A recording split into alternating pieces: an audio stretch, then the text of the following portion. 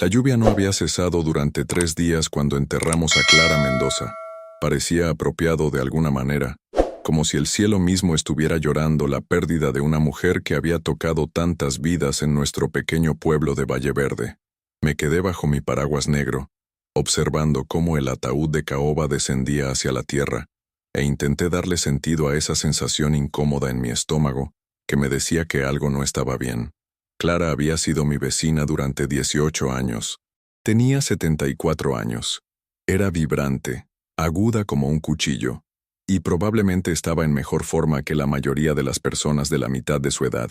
Caminaba enérgicamente cada mañana a las 6, cuidaba su jardín de rosas con devoción religiosa, y era voluntaria en la biblioteca municipal 3 veces por semana. La causa oficial de muerte había sido un infarto. Repentino, dijeron. Inesperado, dijeron. Pero mientras estaba allí bajo la lluvia persistente, no podía librarme de la sensación de que estaban equivocados. Todo comenzó con las flores. Clara detestaba los lirios.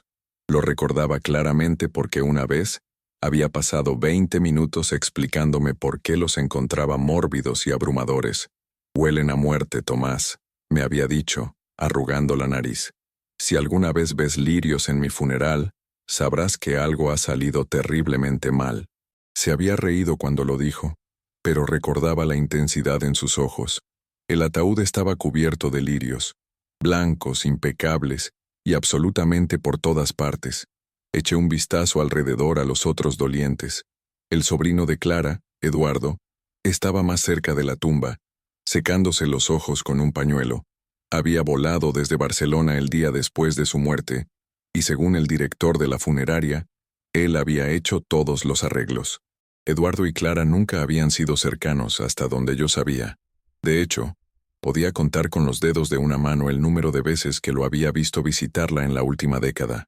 Mis ojos se movieron hacia la doctora Patricia Morales, la médica de Clara, que estaba cerca del fondo del pequeño grupo. Su rostro era impasible, profesional, pero noté que sus manos estaban apretadas con fuerza alrededor del mango de su paraguas. Cuando nuestros ojos se encontraron, apartó la mirada rápidamente. El servicio concluyó con lugares comunes genéricos de un sacerdote que claramente no había conocido bien a Clara. Habló de su partida pacífica y su vida larga y plena, usando el tipo de lenguaje predefinido que podría aplicarse a cualquiera. Clara merecía algo mejor. Merecía a alguien que supiera sobre su amor por las novelas de misterio, su sentido del humor travieso, sus partidas de ajedrez de los martes con Roberto de la ferretería, sus legendarias galletas de chocolate que llevaba a cada reunión del vecindario. Cuando la gente comenzó a dispersarse, me acerqué a la doctora Morales. Nos habíamos encontrado varias veces en eventos comunitarios, y sabía que había sido la médica de Clara durante al menos una década. Doctora Morales, dije, posicionando mi paraguas para protegernos a ambos de la lluvia. Me sorprendió saber sobre Clara. Parecía tan saludable. La mandíbula de la doctora se tensó casi imperceptiblemente. Estas cosas pasan, señor Torres. Los infartos pueden atacar sin previo aviso, incluso en individuos aparentemente saludables. Pero Clara era tan cuidadosa con su salud. Me dijo hace apenas 2 semanas que usted le había dado un certificado de buena salud en su último chequeo. Los ojos de la doctora Morales parpadearon con algo que no pude identificar del todo. Preocupación, tal vez, o miedo. Realmente no puedo discutir información de pacientes, incluso con un paciente fallecido. Si me disculpa, se alejó rápidamente, dejándome de pie solo bajo la lluvia, más convencido que nunca de que algo estaba mal. Esa noche, me senté en mi estudio, las últimas palabras de Clara resonando en mi mente. Había sido 4 días antes de su muerte. Había tocado a mi puerta alrededor de las 9 de la noche, lo cual era inusual porque normalmente estaba en la cama a las 8:30. Su rostro había estado pálido y parecía agitada. Tomás, me había dicho, agarrando mi brazo con sorprendente fuerza. Necesito que recuerdes algo. Si me pasa algo, cualquier cosa inesperada, quiero que mires en la caja azul. Clara, ¿de qué estás hablando? ¿Estás bien? Solo prométemelo, había insistido, sus ojos intensos. La caja azul en mi estudio. Prométeme que mirarás. Había prometido, pensando que estaba siendo demasiado dramática. Clara siempre había tenido un don para lo teatral, especialmente después de unas copas de vino. Pero ahora, de pie en mi estudio 4 días después de su funeral, esas palabras adquirían un significado siniestro. El problema era acceder a su casa. Eduardo ya había pasado por allí a principios de semana y había visto un cartel de «Se vende» aparecer en el jardín con alarmante rapidez. Claramente estaba ansioso por liquidar su patrimonio y regresar a Barcelona. Necesitaba actuar rápido. A la mañana siguiente, llamé a Mercedes Ruiz, la mejor amiga de Clara, y la única persona que conocía que podría tener una llave de repuesto. Mercedes tenía 78 años y era aguda como un cuchillo, con un detector de mentiras que podría rivalizar con el de cualquier investigador. «Tomás», dijo cuando contestó el teléfono, su voz cargada de pena. «Esperaba que llamaras». «Mercedes, necesito hablar contigo sobre Clara. Ven, ahora». He estado esperando que alguien dijera algo. 20 minutos después, estaba sentado en la sala de estar estrecha pero acogedora de Mercedes, aceptando una taza de té que no quería particularmente. Mercedes se sentó frente a mí, sus manos curtidas envueltas alrededor de su propia taza, y me miró con ojos que no perdían detalle. «Los lirios», dijo simplemente. «Tú también lo notaste». Clara odiaba los lirios. Se lo decía a todo el que quisiera escuchar. Ese sobrino suyo o no lo sabía o no le importaba. Hizo una pausa, tomando un sorbo de té. «Pero es más que eso, Tomás. Clara me llamó 2 días antes de morir. Estaba asustada. Mi corazón comenzó a acelerarse». «¿Asustada de qué?» No quiso decir exactamente. Solo seguía diciendo que había descubierto algo que lo cambiaba todo. Dijo que necesitaba hablar con su abogado, actualizar su testamento. Te mencionó a ti, de hecho». «¿A mí?» Dijo que eras una de las pocas personas en las que podía confiar, que si le pasaba algo, tú lo descubrirías. Mercedes se inclinó hacia adelante, bajando la voz a un susurro. «Tomás, Clara no tenía un corazón malo. Tenía el corazón de una mujer de 50 años, según la doctora Morales. Lo sé porque estuve con ella en su última cita». La doctora estaba asombrada. ¿Parecía enferma en los días antes de su muerte? Mercedes negó con la cabeza.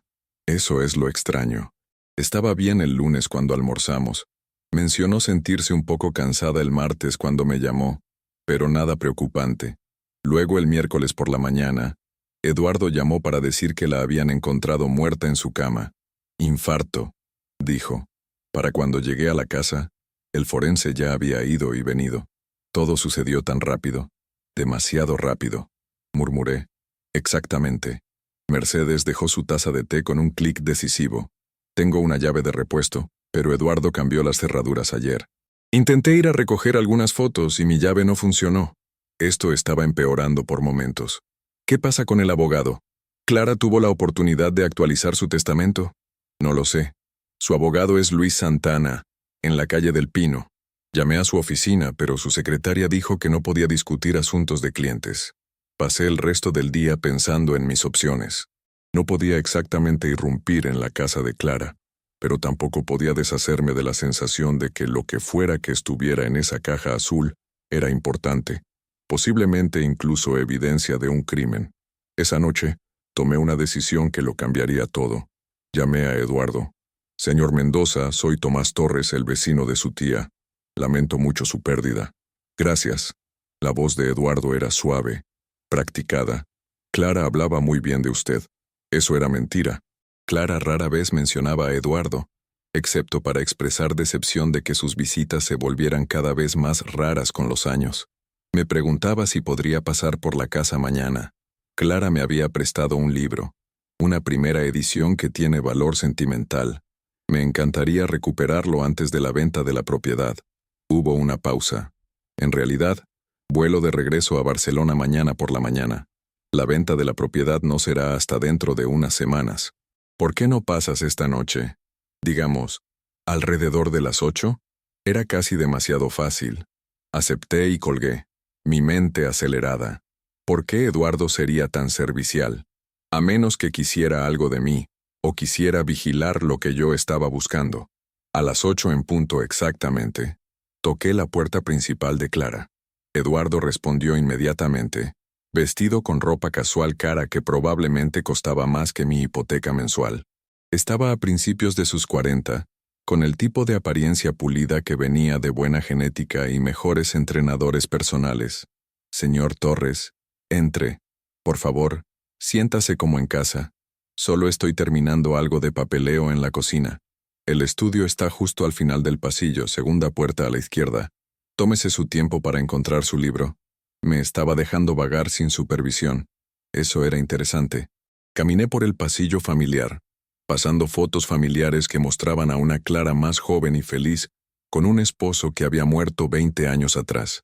El estudio era exactamente como lo recordaba, forrado con estanterías, dominado por un viejo escritorio de roble, y lleno del leve aroma de las bolsitas de lavanda que Clara adoraba. La caja azul estaba sobre el escritorio, casi como si hubiera estado esperándome. Mis manos temblaban ligeramente cuando la abrí. Dentro había varios documentos, un pequeño diario de cuero y una memoria USB. Rápidamente escaneé los documentos. Parecían ser registros financieros, reportes médicos y correspondencia con un abogado. Mi ojo se posó en una carta en particular, fechada apenas 5 días antes de la muerte de Clara. Era de Luis Santana, su abogado, confirmando una cita para discutir asuntos urgentes con respecto a su patrimonio y la información inquietante que ha descubierto. Me guardé la memoria USB en el bolsillo y estaba a punto de tomar el diario cuando escuché pasos en el pasillo. Rápidamente, devolví la caja a su posición y tomé un libro al azar del estante justo cuando Eduardo apareció en la puerta. ¿Encontró lo que buscaba?, preguntó. Su sonrisa no llegaba del todo a sus ojos. Sí, gracias. Sostuve el libro. Irónicamente, era una de las amadas novelas de misterio de Clara. ¿Fan de Agatha Christie?, preguntó Eduardo, mirando el título. Clara y yo solíamos discutirlas, dije, lo cual era cierto. Eduardo asintió, pero algo en su expresión había cambiado. Sus ojos se movieron al escritorio, a la caja azul, luego de vuelta a mí. ¿Sabe? Mi tía era bastante paranoica hacia el final. Pensaba que la gente estaba tras ella. Es triste cuando las personas mayores declinan mentalmente así. Clara estaba aguda como un cuchillo, dije firmemente. No había nada malo con sus facultades mentales. Por supuesto, dijo Eduardo suavemente. Solo quise decir que había estado haciendo algunas acusaciones extrañas, preocupada por cosas que no eran reales. La doctora Morales lo mencionó. ¿La doctora Morales le dijo eso? Hablamos varias veces sobre el cuidado de la tía Clara. La doctora estaba preocupada.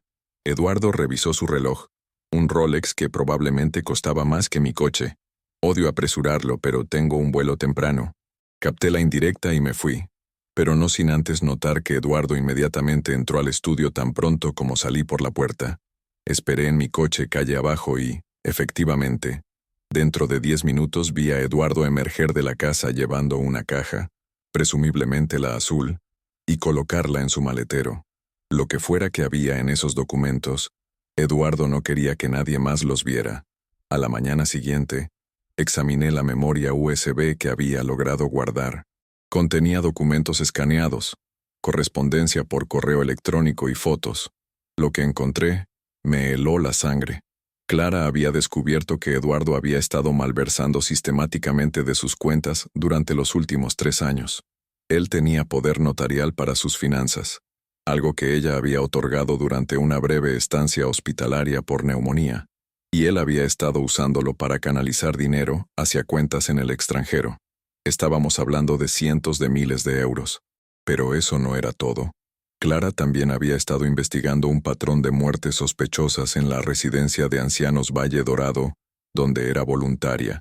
3 residentes habían muerto inesperadamente en el último año, todos de infartos, todos después de revisar sus testamentos para dejar legados sustanciales a la directora del centro, que resultaba ser la novia de Eduardo, Beatriz Sánchez.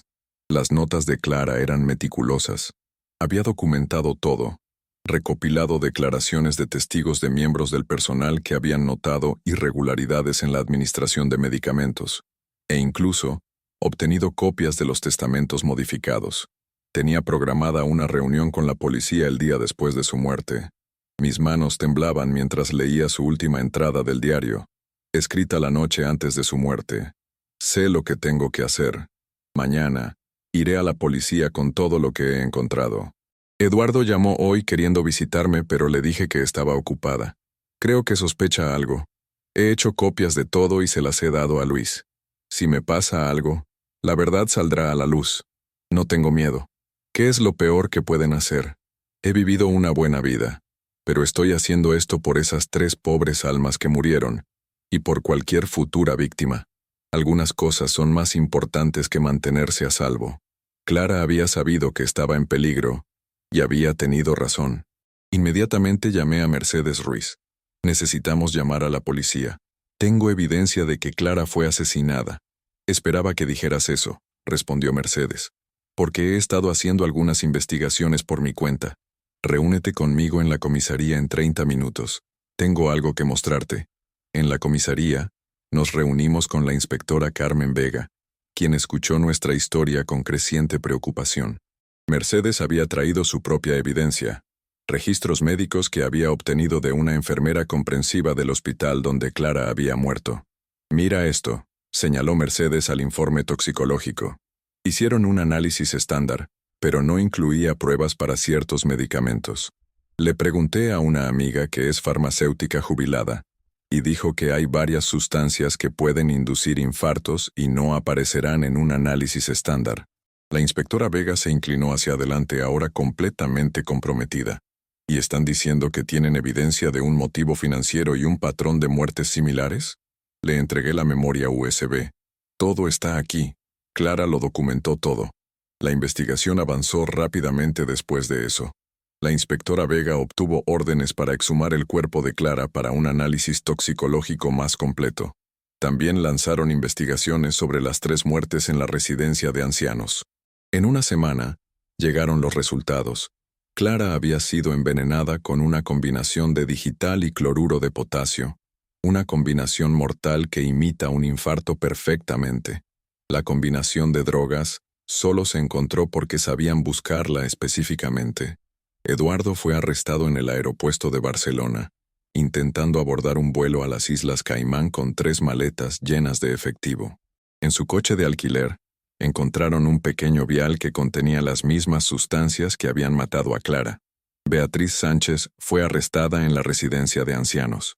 Una búsqueda en su oficina reveló registros detallados del esquema, junto con medicamentos que habían sido reportados como desechados, pero en realidad estaban siendo almacenados para uso en los asesinatos. El alcance completo de su operación era asombroso. Eduardo y Beatriz se habían conocido 5 años atrás y habían ideado un plan para apuntar sistemáticamente a individuos ancianos adinerados. Beatriz se haría amiga de ellos en la residencia. Eduardo se establecería como un miembro de familia de confianza o asesor financiero, y juntos manipularían cambios de testamentos antes de administrar dosis letales de drogas inductoras de infarto. Clara había sido su 6ª víctima prevista, pero ella era la que lo había descubierto. Su trabajo voluntario en el centro le había dado acceso a información que otros no habrían visto. Su curiosidad natural y mente aguda había conectado puntos que debían permanecer ocultos. El juicio fue una sensación mediática. Los fiscales acusaron a Eduardo y Beatriz de 6 cargos de asesinato en primer grado, múltiples cargos de fraude y conspiración. La evidencia era abrumadora. La documentación meticulosa de Clara, combinada con la evidencia forense y el testimonio de miembros del personal de la residencia, pintaba un cuadro condenatorio.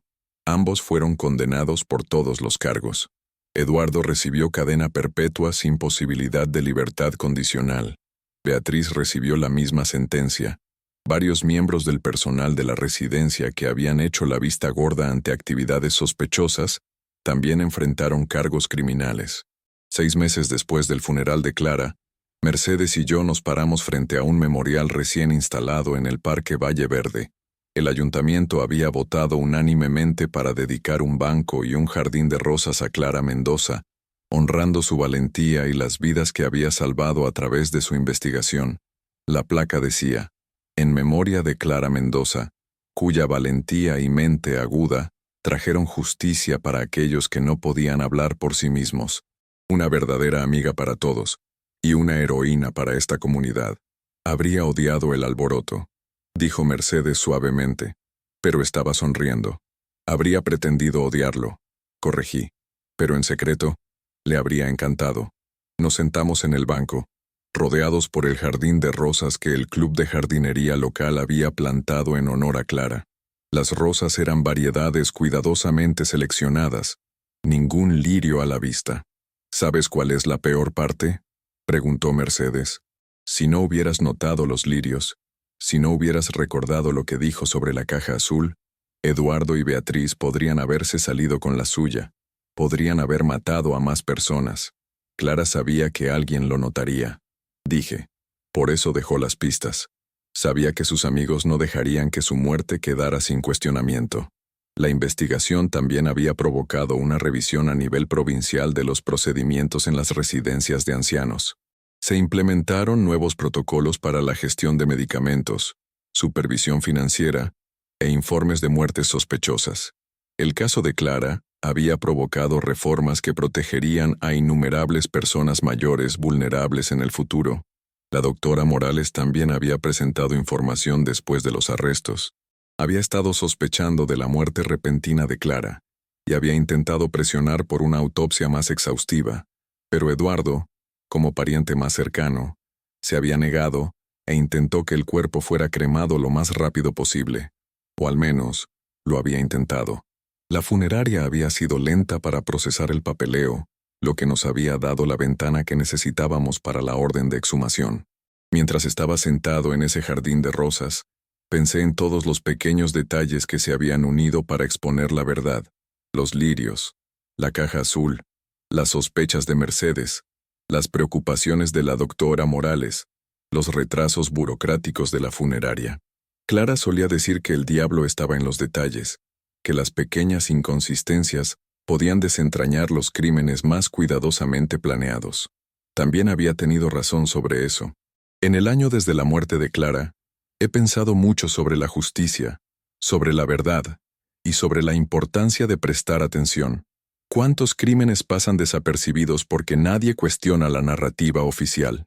¿Cuántas personas mueren y sus muertes se explican como causas naturales, accidentes o simplemente mala suerte? Clara me enseñó que no es suficiente aceptar lo que nos dicen. A veces la verdad está escondida a plena vista, esperando a alguien lo suficientemente curioso, valiente o terco para buscarla. Las rosas en el jardín memorial de Clara florecen durante todo el año ahora, cuidadas por voluntarios que nunca la conocieron pero fueron inspirados por su historia. A veces veo visitantes ancianos sentados en el banco, charlando o leyendo, y me gusta pensar que Clara estaría complacida. Siempre dijo que el mejor memorial no era un monumento de piedra, sino un espacio vivo donde la gente pudiera reunirse y disfrutar de la vida. También tenía razón sobre eso. Tenía razón sobre la mayoría de las cosas.